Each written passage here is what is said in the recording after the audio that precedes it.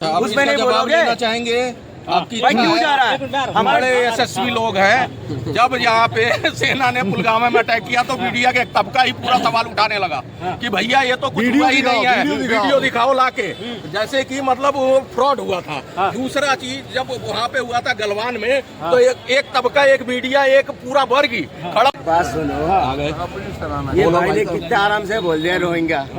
चलो रोहिंग्या बसा हुआ है। जब बीजेपी सरकार 2 बार बहुमत से जीते थे 7 सीटों से, तब आप आग नहीं खोले थे जो रोहिंग्या का वोट से हम जीत रहे? तब क्यों नहीं बोला आपने? यानी करुआ मीठा मीठा गप करुआ जवाब ले लो। ये रोहिंग्या का अभी उन्होंने तलाशी अभियान शुरू किया है। आप चिल्ला रहे हैं जितना लेफ्ट मीडिया है, भाई साहब रात दिन ये हो रहा है कि भाई साहब ये तो अत्याचार हो रहा है। बीजेपी जो है हमारे वोटरों को लिस्ट नाम काट रही है। केजरीवाल चिल्ला रहे हैं ना, ये रोहिंग्या पे एक्शन होने का नतीजा है। और ये कह रहे हैं बोले नहीं, वो कब से बोल रहे हैं और बार बार हर स्टेट में बोल रहे हैं। लेकिन वही दीदी बंगाल की वो लेट गई थी, कह रही मेरी लाश से गुजरना पड़ेगा, लाश से गुजर जाना भाई साहब। यानी गरीब हो तो रोहिंग्या, शेख हसीना को लाके बैठा के बिरयानी खिला रहे हो, तब नहीं बोले रोहिंग्या। पाकिस्तान से जब नेपाल के रास्ते से 2 नंबर रास्ते से जो आया है, कौन? सीमा हैदर, वो कौन थे? तुम्हारा बुआ था। बिल्कुल। अब इनके पेट में देखो जहरीली गैस होना शुरू हो जाएगी। मेरी बात तो सुन लो, बात सुनो, इसी बात पे बात सुनो, बात सुनो। सुनना पड़ेगा। आपके पेट में जहरीली गैस न हो, मैं भगवान से कामना करता हूँ, और ऐसा ना हो कि आपके कब्ज लग जाए। ये बताओ कि ये कह रहे हैं रोहिंग्या की बातें, रोहिंग्या की बातें तो चल रही है जब से बीजेपी सरकार आई है, तब से सिर्फ यही चर्चा हो रही कि रोहिंग्या भगाओ यहाँ से। एक मुख होके पूरी जनता बोल रही, चाहे दिल्ली की हो चाहे भारत की। भाई रोहिंग्या किसके रास्ते आए? बर्मा के रास्ते, जबकि बांग्लादेश होके आए। बांग्लादेश में उनको रुकना चाहिए था ना, क्योंकि उनके रोहिंग्या के जो मुस्लिम पार्टियां सारी हैं, मुस्लिम लोग हैं, वो रोहिंग्या वहीं पे हो जाने चाहिए थे। लेकिन बांग्लादेश ने मुंह कर दिया बंगाल की तरफ। बंगाल के रास्ते जब पूरे देश में आ गए हैं और वहां से 800-900 किलोमीटर चल के दिल्ली के इलाके में हैदराबाद तक पहुंच गए, और वहीं 4 किलोमीटर 10 किलोमीटर दूर बांग्लादेश में नहीं गए। तो ये देख लो इनकी कथनी और करनी और किस तरफ चलाया जा रहा है यहाँ पे। शर्म भी नहीं आता है। जो बॉर्डर के सिक्योरिटी होता है ना, जो जिम्मेदार होता है, वो केजरीवाल नहीं होता है, वो अमित शाह जी का हाथ में होता है। तो डूब के मर जाओ। राहुल गांधी के हाथ में, केजरीवाल के हाथ में।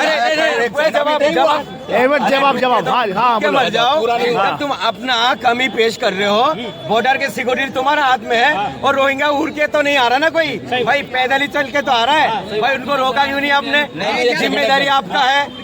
बोल दिया जी, बोलो। ये कह रहे हैं बीएसएफ जो है बॉर्डर सिक्योरिटी फोर्स, वो क्यों नहीं रोक रही? तो जब लोकल लीडर उनके साथ तालमेल बिठा ले और उनके बुलावे पे वो अपने रास्ते, चोर रास्ते से लेके आएंगे, तो वहाँ के बड़े बड़े अधिकारी इनके आगे नमस्ता के नेताओं के, जब नेता ही इस देश के इस तरह के काम करने लगे और बाकायदा अपना धर्म समझ के करें कि इनको ले आओ और यहाँ अराजकता फैलाओ और यहाँ आतंकवाद फैलाओ, जब इस तरह की मानसिकता यहाँ के वोटर लेने वाले नेता में हो जाए, तो बीएसएफ क्या कर रही है? बीएसएफ इनके हाथ की कठपुतली है भाई। जिस एरिया में इनका प्रभाव है, ये ले आ रहे हैं बांग्लादेशी और ला के जगह जगह बसा रहे हैं। ये कैसे चले जाते हैं हैदराबाद? 800 किलोमीटर कैसे रोहिंग्या चला जाता है बिना पैसे के? रिक्शे में या पैदल चला जाता है? इनको ले जाने वाले यही विधायक और नेता है। बहुत बढ़िया। इनको वोट दे दे तो रोहिंग्या नहीं है, अगर वोट ना दे तो रोहिंग्या। जवाब कर दिया। रोहिंग्या बोल रहे थे, अगर जीत जाते ना, रोहिंग्या नहीं होता इन लोग। सर एक मिनट, अभी आपके पास सारे रोहिंग्या वासी जाएंगे, चाहे वो हिंदू हो चाहे मुस्लिम हो, हमें रोहिंग्या चाहिए ही नहीं। सुनो पहले, ए रुक जा।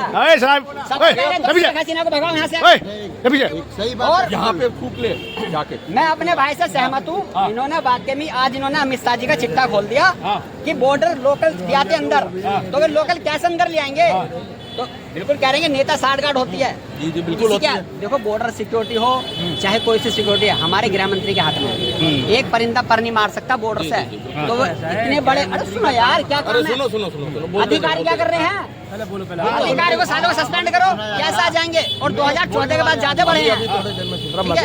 जब दिल्ली के 7 सांसद बनाते थे तो रोहिंग्या अच्छे लग रहे थे उन्हें कि दिल्ली के जो जनता ने नकार दिया, लोकसभा में 7 सांसद आएंगे, तो वो भी रोहिंग्या नहीं दी थी वोट इन्हें, बीजेपी को। समझ लो पहले भाई, जब तुम उन पर मेहरबान हो बुलाने के लिए, तो वो भी तो तुम्हें चाहेंगे, तब तो तुम्हें वोट दे रहे हैं। आज तुम उजाड़ रहो, उजाड़ दो, उनको फर्क नहीं पड़ना, उजाड़ दो, कोई दिक्कत नहीं है। जाने चाहिए वासी अगर वे बांग्लादेश के हैं, पाकिस्तान, नेपाल, कहीं के भी हो, क्योंकि हमें अपने देश के अंदर पहले हमें दिक्कत हो रही है। हम पहले 85 करोड़ लोग 5 किलो राशन पे पल रहे हैं, तो भैया हमें बाहर का बंदा चाहिए ही नहीं। 5 किलो राशन इसलिए देना पड़ रहा है कि बाहर के लोग हैं बसे पड़े हैं, और बीजेपी ने बसाएंगे। जवाब लोगे?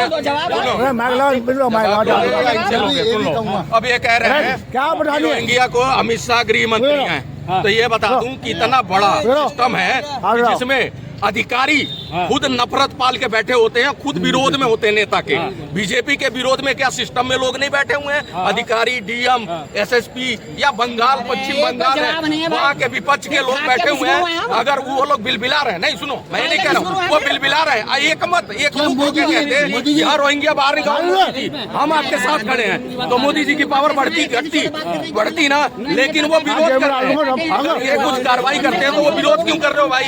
या तो दोनों में से एक बात सही है, या तो अमित शाह ने घुसाया तो आप विरोध करो कि भैया इनको निकालो, लेकिन आप विरोध नहीं, उनके साथ खड़े हो जाते हो और दोहरी नीति है, कहते हो कि अमित शाह ने घुसे दिया। अब इस भाई की बात से तो मैं जरा सा भी सहमत नहीं हूँ। पता क्यों नहीं है? अगर ये रोहिंग्या वाली बात करेगा ना, तो हमारा सेना बहुत कमजोर हो जाएगा। हमारा सेना, हिंदुस्तान की सेना बहुत मजबूत है, उनको कमजोर कर रहे हो भाई। उन पे मुद्दा उठा रहे हो आप। अगर रोहिंग्या घुस रहा है, अब मुद्दा किस पे उठेगा? सेना पे उठेगा। सेना इतना कमजोर नहीं है, हमारा सेना बिकाऊ नहीं है, तो रोहिंग्या को घुसाने के लिए बिक जाएगा। ये बेकार की बातें कर रहा है, ये सेना पे मुद्दा उठ रहा है, सेना को कमजोर कर रहे हो, सेना के बेइज्जती है इसमें। कैसे बातें कर रहा है भाई ये? जो रोहिंग्या घुस रहा है, अरे रोहिंग्या तो हम, अच्छा एक बात सुनो, ऐसा कोई कंट्री नहीं है, ऐसा कोई कंट्री नहीं है, ऐसा कोई कंट्री नहीं है हमारे हिंदुस्तान के बाहर देशों में ना रह रहा हो, 2 नंबर रास्ते से जाके कितने लोग पकड़ा जाते हैं, कितना लोग मर जाते हैं, उसमें क्यों नहीं बोलते भाई आप लोग? अच्छा हो गया था, कुछ हुआ ही नहीं। यह मतलब जब तक शी जिनपिंग मेरे फोन करके नहीं बताएंगे, तब तक मैं नहीं मानूंगा कि वहाँ कुछ हुआ है। यहाँ के लोगों को मारा है, यहाँ की सैनिकों को मारा है चीन के लोगों ने। यही लोग सवाल उठा रहे थे। वैक्सीन बन रही थी तो ये लोग बाप बाप चिल्ला रहे, मोदी वैक्सीन हम नहीं लगाएंगे। समझ रहे हो? जब हमारे साइंटिस्ट बना रहे थे तो एक मीडिया का पूरा तबका खड़ा हो गया था, फाइजर को क्यों नहीं हरी झंडी दे देते? आज फाइजर सबसे बड़ी विश्व की फ्रॉड वैक्सीन हो गई, और यहाँ के लोग 3 करोड़ को वैक्सीनेट किया ही, 30,000 करोड़ डोज बाहर भेजी, थ्रू दी पाकिस्तान भी दिया। मतलब ये लोग हर चीज में जो रिश्वत खाए थे वैक्सीन कंपनी, कोविशील्ड जो वैक्सीन थी वो यूरोप में बैन हो गई है, आपको पता है? अच्छा, बैन हो गई। यहाँ के लोगों को 30 करोड़ लोगों को लगा दिया गया। रही बात रोहिंग्या की ना, मैंने पहले वैक्सीन पे बोला, पूरा वैक्सीन पे वो छोड़ो, आपने रोहिंग्या की बात की ना, आपको पता है बीएसएफ का जो वेस्ट बंगाल का एरिया 20 किलोमीटर बीएसएफ के अंडर में आ जाता है, वो स्टेट गवर्नमेंट नेशनल लेवल की सिक्योरिटी का मामला है। और दूसरी बात यह है कि वेस्ट बंगाल की साइड से पूरे वो नहीं आए, मणिपुर, नागालैंड उस साइड से आए। उधर स्टेट किसकी गवर्नमेंट है ये बताओ मुझे? और ये एमएचए का मसला है, एमएचए ये क्यों नहीं संभालती? और जब इलेक्शन यहाँ पे है तो स्टेट के मुद्दे की बात होगी। और ये सेंट्रल गवर्नमेंट में किसकी गवर्नमेंट है ये बताइए? 10 साल से क्या कर रही है? झक मरा रही है गवर्नमेंट। बताइए आप। अब ये कह रहे हैं कि भाई साहब बांग्लादेश के रास्ते और बंगाल के रास्ते नहीं आते रोहिंग्या। सुन लो, मैंने ये नहीं बोला, कसम तो खा ली। अभी देख लो, बोल रहा है, मैंने ये नहीं बोला। दूसरी चीज, 4000 किलोमीटर की सीमा बांग्लादेश से लगती है पूरे देश की। अगर रोहिंग्या हमारे देश में आते हैं तो उनका सबसे पहले होता है वोटर ID कार्ड, उनका राशन, आधार कार्ड, ये सारी चीजें। कौन से लोग लिप्त हैं इसमें, कौन से नेता हैं जो फटाफट ये बनवाता है? सुनो, अभी पूरी बात नहीं हुई है, बोला नहीं था ना मैं बीच में, सुन तो लो पूरा, फिर बोलते रहना। सुनो, जामा मस्जिद से सारी शाही मस्जिदें कनेक्टेड हैं। जब वो आते हैं तो सबसे पहले इनको इन्फॉर्मेशन दी जाती है कि इतने रोहिंग्या हैं।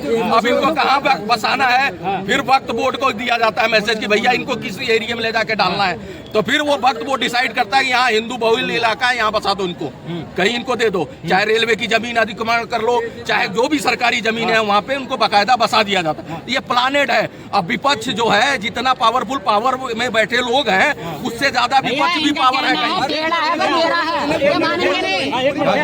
विपक्ष जो है अगर ये क्रियाकलाप अगर मान लो बड़ा साफ सुथरा बड़ा साबुन का धुला हुआ डिजर्टन में नहाया हुआ विपक्ष है तो खड़ा हो जाए वो रोहिंग्या को निकालने के लिए एक मुख होके। जनता उसका साथ देगी अगर पावर में बैठी पार्टी नहीं देगी, लेकिन तुम बोलते नहीं हो, तुम डिफेंस में आ जाते हो। अभी आ गए भाई साहब मेरे डिफेंस में। ये सीधा ना ये सीधा से नेशनल सिक्योरिटी पे उंगली उठा रहे हैं। ये सब कुछ जो हो रहा है क्या गवर्नमेंट जो सेंट्रल में वो अंधी है, दिखाई नहीं दे रहा, ये सब होने दे रही है। इसका मतलब कि हमारी सेंट्रल गवर्नमेंट कमजोर है। सीधी सी बात। सुन लो एक चीज और बता दूं, इनकी बात थोड़ी कट हो जाएगी फिर ये बोलिए। यहीं पे जम्मू कश्मीर का एरिया बड़ा संदिग्ध होता था, वहाँ पे आतंकवादी घुस जाते थे। बीएसएफ सुन लो वो भी है राज्य है वहाँ पे लोगों ने वहाँ की जनता ने उनको घर में शरण देना शुरू कर दिया, उनको अपने यहाँ बिठा के खिलाना पिलाना और ये देश में आतंकवादियों को पूरी तरह से सपोर्ट किया।